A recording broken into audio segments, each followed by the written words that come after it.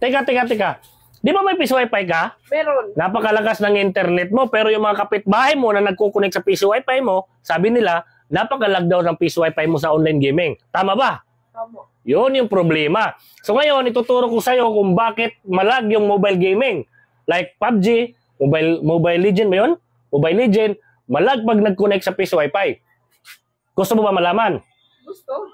So ngayon, di ba, yung gamit mo, anong gamit mo na system? PisoPay. PisoPay. Yung mga ibang system, pwede ko rin turuan.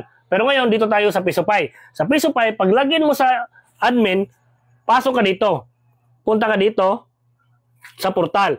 Ituturo ko sa inyo bakit napakalag ng mobile gaming sa PisoPay. Pwede nyo hatiin. Pwede nyo matulungan yung mga naglalaro na hindi masyado malag. Pero nakadepende pa rin yan sa internet mo. Pag malag yung internet mo, wala tayong magagawa. Ang kailangan, malakas muna yung internet mo. Hindi mo na malag. Tama ba? Tama. O kung hindi malag yung internet mo, yung internet provider mo, eto, tamang-tama itong video para sa'yo. So ngayon, punta tayo dito sa time. Unang gagawin nyo, kung may pause ang piso wifi mo, lagyan mo ng validity. Punta ka dito, di ba? Di ba? So wait lang. Relax. Punta ka dito. Di ba? Enable user pause. Ang gagawin nyo, lagyan nyo ng validity. Dito. Kasi pag walang validity, maraming nagpo-post.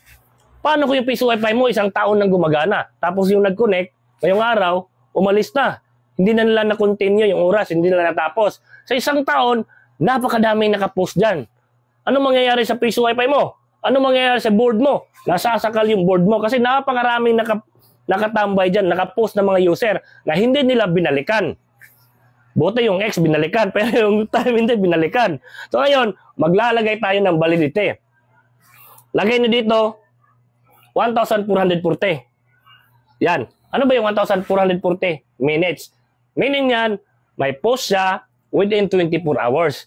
Pag hindi niya binalikan within 24 hours, magkukontinue yung time niya. O kahit hindi na siya bumalik, basta yung oras niya, magkukontinue at mawawala yung post niya. Pagkatapos, inuubo ko tuloy sa inyo. Tapos save. Ito. Diba?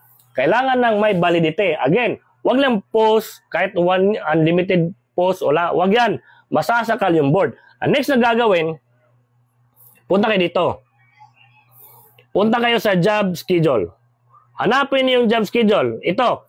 Pagkapasok niyo sa job schedule, lagyan niyo ng restart yung piso wifi niyo. Dito banda. Restart schedule, enable niyo yan. Enable niyo yung restart schedule, di ba naka-disable?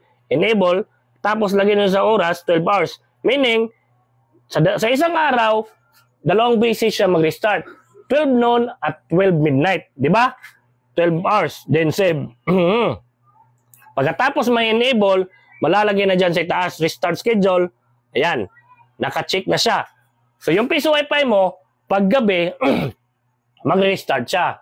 Pag alas 12 ng tanghali, mag-restart automatic yung piso wifi mo. Compress ko yung piso wifi, di ba? At ang pinaka-importante ngayon, ito na. Punta kayo dito. Settings. Tapos network. Pasukin yung network. Punta kayo sa port prioritization. Si PisoPay kasi, yung binigay na speed sa mga mobile gaming is 20%. Andito, 20% lang yung nakalaan sa mga mobile gaming like PUBG, Garena, ano pa bang meron dyan? Mobile Legend, 20% lang, di ba? Napakakunti lang yung binigay ni PisoPay para sa mga online gaming. Gawin natin 50%, di ba? Hati. 50% sa mobile gaming, 50% sa streaming. Di ba? Napakaganda pag ganyan. Pwede nyo rin i-priority yung mobile gaming. Pwede nyo ilagay 70 or 60. Depende na yan sa inyo. Kung mas marami yung naglalaro ng mobile gaming, mas maganda, priority ang mobile gaming. Sampulan ko kayo. Lagay natin 60%. So ngayon, ang mangyayari, naka-priority ang mobile gaming sa aking piso wifi. So mas malakas na yung mobile gaming sa aking piso wifi. Pero yung streaming, medyo ihina na. Yung YouTube at saka Facebook. Kung, depende na sa inyo kung ano yung malakas na nagko-connect sa piso wifi nyo.